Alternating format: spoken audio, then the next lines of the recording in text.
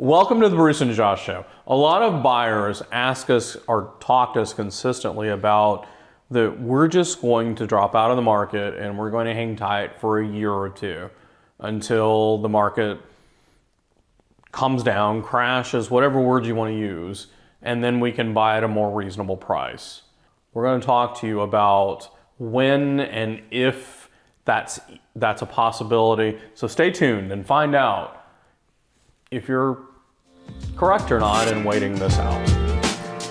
All right, so back in 2000, well really it started in 2004 and 5. We had kind of a perfect storm. We had a couple of hurricanes in this area that drove inventory to historic lows as people with damaged housing started buying inland in order to just buy a house, get into it, and then rebuild their coastal homes.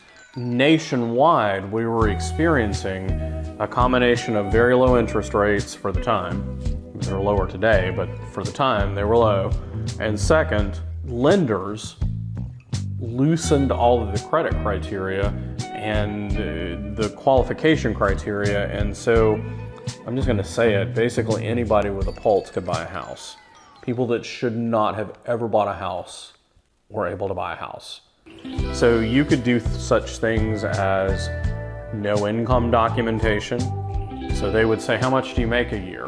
And you could say, I make $700,000 a year. But you could walk in, if your credit score was, say, in the 700s or higher, you could say, I make $700,000 a year. And they would never verify that. They would not ask you for any documentation. So then on top of that, they would allow you to do an adjustable rate mortgage that started at somewhere about 2%, which was incredibly low. It's still low now, but it was incredibly low back then, when the average interest rate was 5 or 6 or 7%. And you were getting this 2% teaser intro that for 3 years locked you into this rate. So let's say you bought a $400,000 house that you could never have afforded. The payment on it at the time was $1,700 a month at 2% interest. And in 3 years, it jumped to 7% interest as the ARM kicked in to market rates. And now your $1,700 a month payment was $3,000 a month, $3,500 a month. And you can't afford it. So you lose your house because the lenders set you up to fail. And we'll flash forward to now, and the government got involved, and I'll say this is one of the times that the government got involved and actually fixed things. And now it's very stringent to qualify for a loan. You have to go in and prove income, so you can't go in and just tell them how much you make. You have to prove how much you make. Basically, when you go in and get a loan, they are going to strip you down and just put it out all on the table. So right now, we are in a really tight seller's market where we have anywhere from 650 to 800 homes on the market at any given time. And in this area, we have about 500,000 people, and plus the people moving into the area, all fighting for those homes.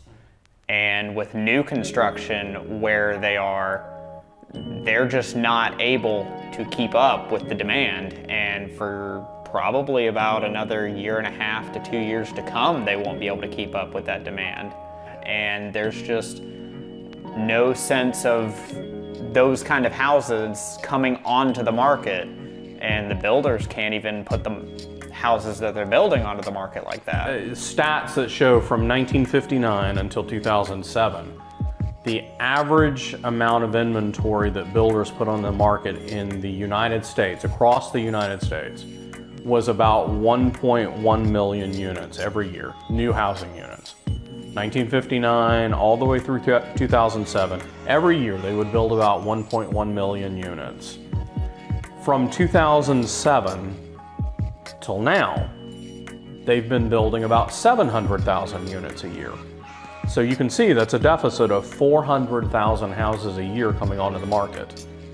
So that deficit from 2007 until now means that we are down somewhere about 6-ish million houses. So housing units across the United States, 6 million or so fewer than we should have at this point in order to keep up with demand.